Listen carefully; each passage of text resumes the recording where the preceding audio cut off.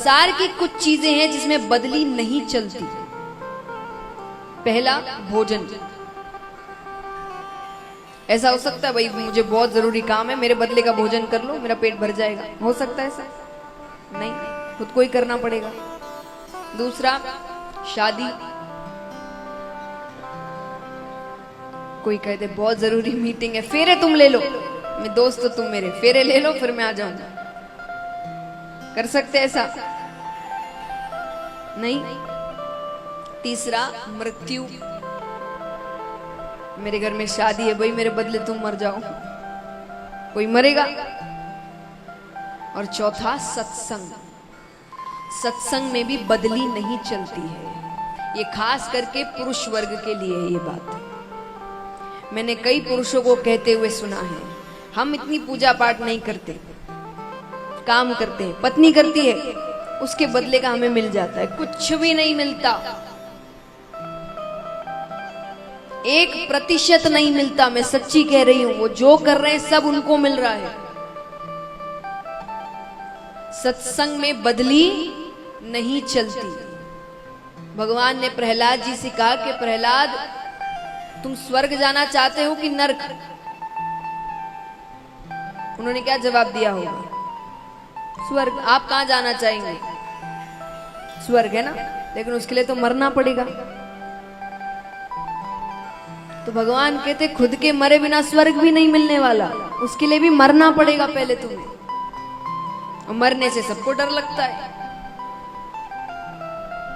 तो भगवान कहते हैं अगर कल्याण करवाना है, मुक्ति चाहिए, सुख चाहिए, तो सत्संग तो करना पड़ेगा।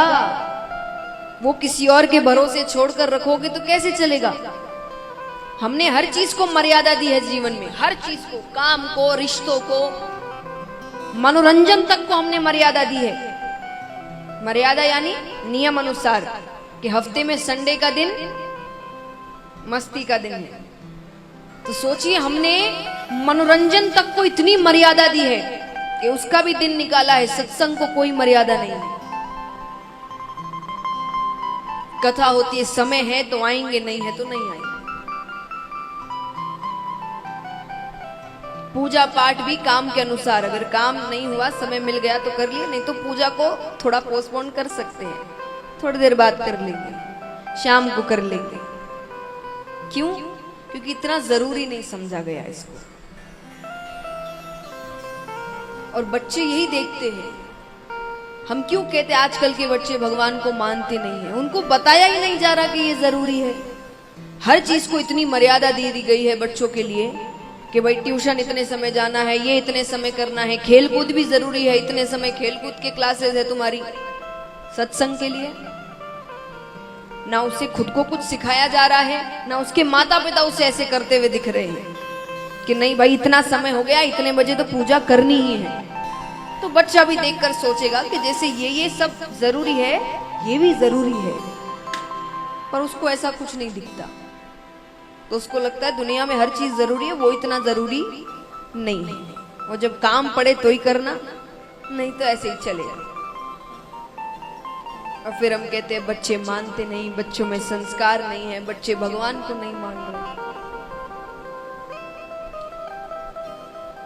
एक बार ट्रेन से एक माँ और बेटी जा रहे थे, छोटी सी बच्ची है और भी कई लोग हैं, सब बैठे हैं।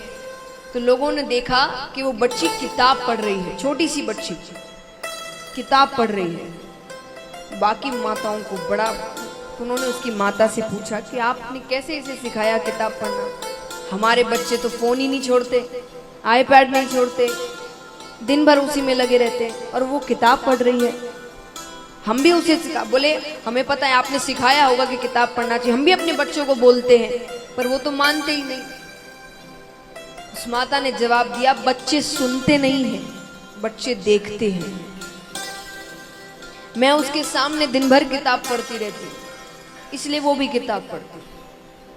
आप कितना ही बोलकर समझा दीजिए ये करो वो करो, लेकिन जब तक आप उन चीजों को अपने जीवन में लागू नहीं करेंगे, बच्चे कुछ नहीं सीखेंगे। क्योंकि वो जो देखते हैं वो ही सीखते हैं, सुनते नहीं है बच्चे। तो भगवान ने कहा कि जैसे सांसारिक चीजों में इतनी तुमने मर्यादा रखी है, सत्संग में भी मर्यादा रखो। कि अगर इतने बजे पूजा का नियम है तो आंधी तूफान आ जाए, इतने बजे पूजा होगी, कैसे भी हो।